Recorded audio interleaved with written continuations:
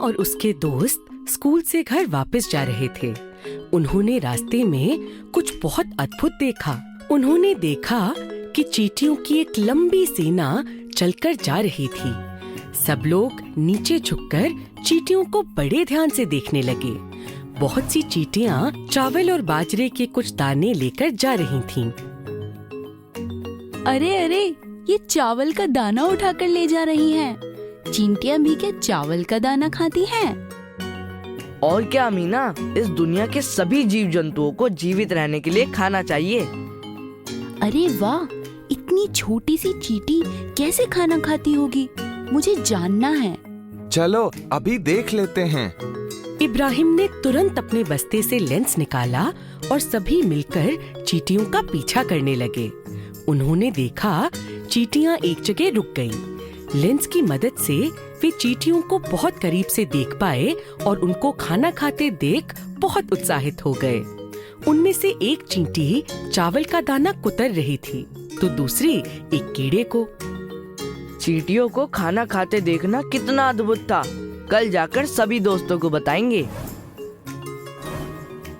अरे मैंने तो कभी सोचा ही नहीं कि इतनी छोटी सी चींटी इतना सब खा लेती है। इतने में मैडम कक्षा में आई और सारी बातें सुनी। वाह बच्चों, तुम सबने तो बहुत अच्छे से अवलोकन किया। मैडम, क्या मैं आपसे एक सवाल पूछ सकती हूँ? हाँ, जरूर पूछो। मेरी गाय तो सिर्फ चारा खाती है, वह चींटी की तरह कीड़े क्यों नहीं खाती? इसका जवाब हम एक खेल से ढूंढेंगे। क्या सब तैयार हैं? जी हाँ मैडम। सभी बच्चे कक्षा के बीच एक पंक्ति में खड़े हो जाओ। मैं सभी बच्चों को एक पर्ची दूंगी।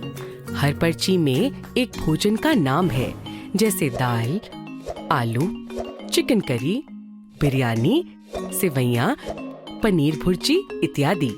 हर एक बच्चे को एक पर्ची दी गई जिसमें किसी एक प्रकार के भोजन का नाम लिखा था। अगर उस भोजन की सामग्री पौधे से मिलने वाले संघटक हैं, तो आप सब दाईं तरफ निकल आएं। अगर उस भोजन के संघटक जंतुओं से मिलने वाले हैं, जैसे अंडा, दूध इत्यादि, आप सब अपनी बाईं तरफ निकल आएं। और अगर कोई भोजन को बनाने में पौधों और जंतु दोनों स्रोत से जुड़ी सामग्री है, तो आप बीच में ही रहें। 1, 2, 3।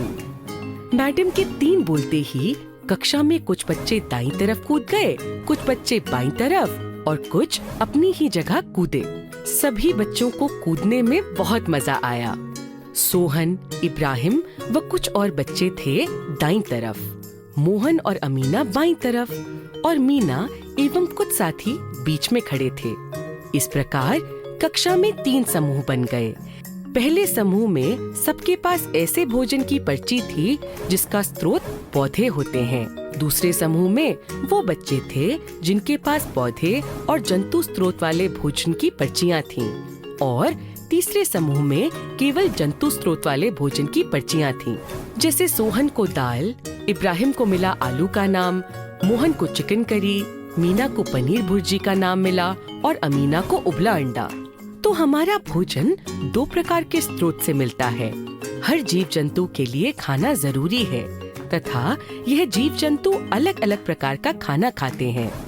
ऐसे जीव जो सिर्फ पौधों से मिलने वाली चीजों को खाते हैं, जैसे सब्जियां, फल, दालें, उनको शाकाहारी कहा जाता है।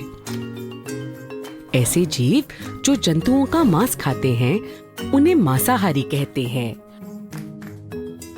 और जो जीव दोनों यानी पौधे और जंतुओं का मांस खाते हैं, उनको सर्वाहारी कहते हैं। तो मतलब मेरी गाय शाकाहारी है और वो चींटी सर्वाहारी?